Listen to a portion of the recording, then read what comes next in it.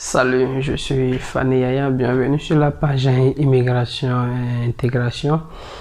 Ici, j'aborde les questions relatives au permis de séjour, à la régularisation et l'intégration des immigrants.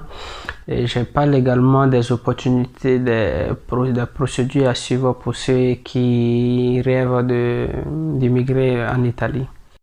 Alors, aujourd'hui, nous allons parler de la modification de la loi Salvini, le décret Salvini qui la semaine dernière est passé au Sénat et le Sénat a accordé, a donné le OK, donc qui est devenu une loi. Nous allons voir ensemble quelques points de ces modifications surtout relatives au permis de séjour. Il faut savoir que ce nouveau décret réintroduit le permis de séjour humanitaire, mais qui change de nom, qui n'est plus appelé permis de séjour humanitaire, mais qu'on appelle maintenant la protection spéciale. Et relativement à la convertibilité, la conversion des permis de séjour ou de renouvellement, il faut savoir que cette loi a beaucoup travaillé si dans le précédent décret Salvini, qu'on ne pouvait pas convertir certains types de permis de séjour, on ne pouvait pas renouveler certains types de permis de séjour. Il faut savoir maintenant qu'avec cette nouvelle loi, cette loi modifiée, on a la possibilité maintenant de faire de faire la conversion de certains types de permis de séjour dont on ne pouvait pas le faire avant. Et au nombre de ces types de permis, il y a le permis de séjour, cas spécial, ce permis de séjour appelé protection spéciale. Il y a le permis de séjour cas de catastrophe ou calamité.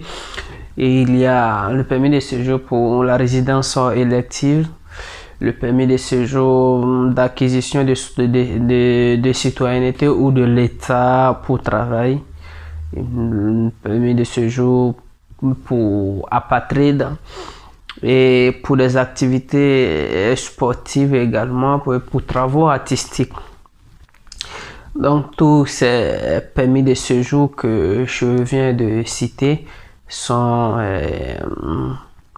peuvent être convertis en des permis de séjour pour des raisons religieuses et pour l'assistance aux mineurs.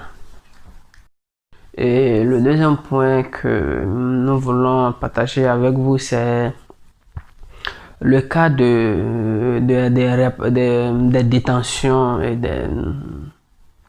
des rapatriements, voilà, de l'expulsion de ceux qui sont dans ces camps-là. Alors, il faut savoir qu'une personne dont les droits de l'homme sont systématiquement violés dans son pays d'origine ne peut être expulsée, ne peut être rapatriée par l'Italie.